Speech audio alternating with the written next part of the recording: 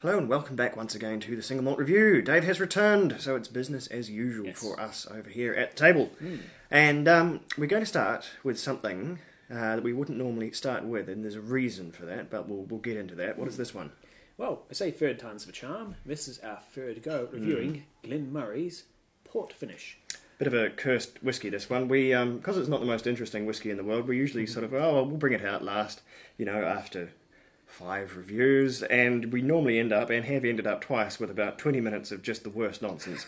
And I've not committed it to the internet. So we're going to do it first, we're going to do it clinically, and we're going to do it sober. Do it justice, do it right. Because we like to do all our reviews, this is all unscripted, we try it, we give our thoughts then and there. What it means though is sometimes we just don't have anything particularly good to say, it falls flat, the spark, the verve and vivacity is not there. So we have a few things that end up on the digital cutting room floor. In the recycle bin, normally. Yes. So this one, Glen Moray, spelt conspicuously Glen Moray. Yes. So that's more sort of Scottish trolling by the Scottish pronunciation department there, but what can you do? It's a funny old distillery. It's one of really, I think, very few distilleries these days that you'd say occupies the budget single malt whiskey run of things. It's not a common thing. Maybe the Speyside distillery, you'd say, I suppose aptly named, confusingly named, that produces an even cheaper whiskey, the Drum Gewish, which I cannot recommend. Might do that one next time the April Fool runs around. But anyway, this one, very, very affordable whiskey. That's kind of its tagline, really. You've had more to do with it than I have. But, yeah. We've got this one, bourbon matured for the most part, probably around about 8 years. No age statement, but we can extrapolate. And then matured for 8 months in port pipes. Now, I love port finishes. Some of my very favourite whiskies of all time have been port finished. I've had some superb port matured whiskey as well. This one has the advantage of being, though, very, very affordable. Glen Moray, one of their biggest selling points is they are accessible. You will not break the bank in buying one, so that's a good thing. Certainly has the look of a port finished whiskey, but again, it's artificially coloured. There's a slightly coppery hue here, so they've definitely done, it's artificially coloured, but they've done it well. Coppery, and there's that little pink quality. Port finished whiskies, they tend to go on this sort of rosé-esque appearance in most cases, and so they have genuinely or not emulated that quite well. Even though it's an artificial colouring, it's a good bit of attention to detail, I'd say. It looks the part. I suppose. Bottled at only 40%, which is low by today's standards, but we've had some good 40% whiskies in the past. Certainly, yeah, and I'd say that 8 months as a finish, that's pretty bloody minimal, I'd say. That's probably one of the lighter ones I've ever heard of, so who knows. And in terms of the age of the whiskey, just by smelling it, I'd say we're looking at something about 8 years old. Maybe within the 6 to 10 bracket, I think, would be a fairly sound bet there. But anyway, let's dig in, see what it's really sort of got for us. There's a bit of Speyside on the nose. There's some grapefruit, tangerines. There's your general citrus. It is caramel and toffee too. A little bit fudgy. I like it. It's very fruity, as you'd expect from both a fairly light bourbon matured Speyside whiskey and a port finish. Port's very, very, very fruity as far as finishes go. Almost too fruity, and often, many cases, it's why it's one of the rarer ones that you normally see. Conspicuously to me, there's quite a lot of.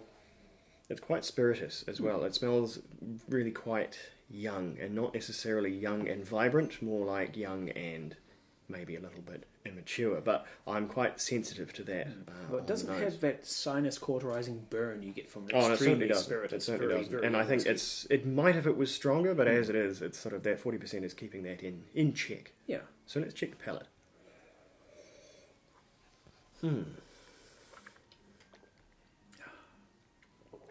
Fairly pleasant, you'd have to say.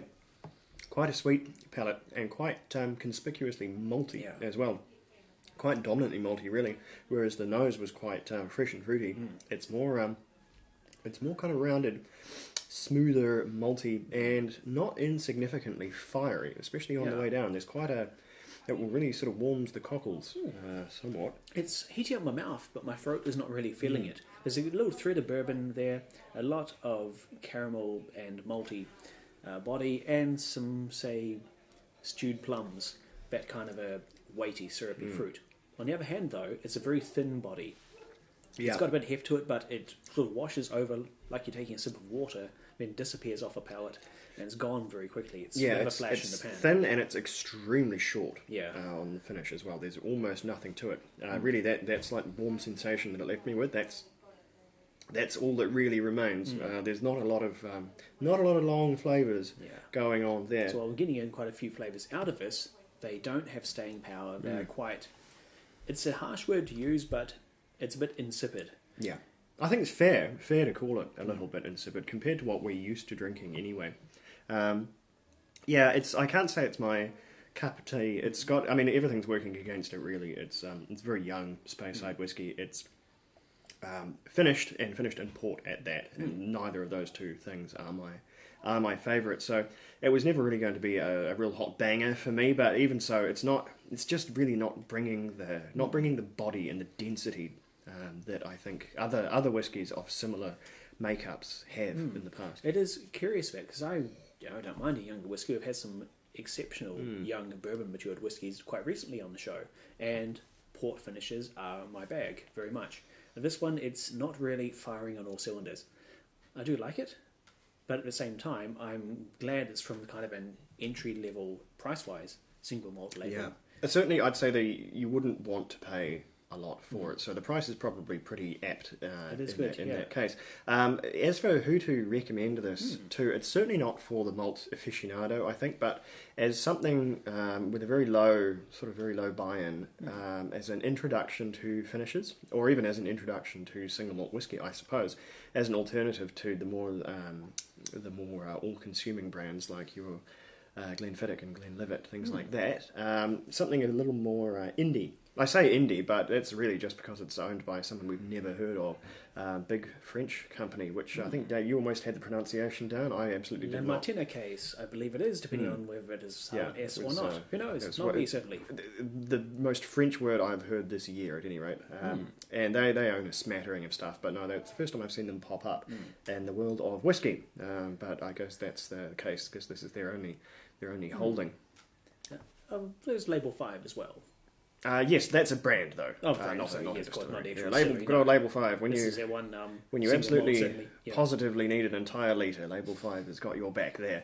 They do sell it in New Zealand. Might pick one up one day just for shits and giggles. But anyway, that's Glen Moray, and scores for Glen Moray. It's really only going to be... Oh yes, Glen Moray. See, it's fooling me already. It's not even the fourth whiskey we're doing this time. The score for me, it's going to be a 77 for me. It's a real...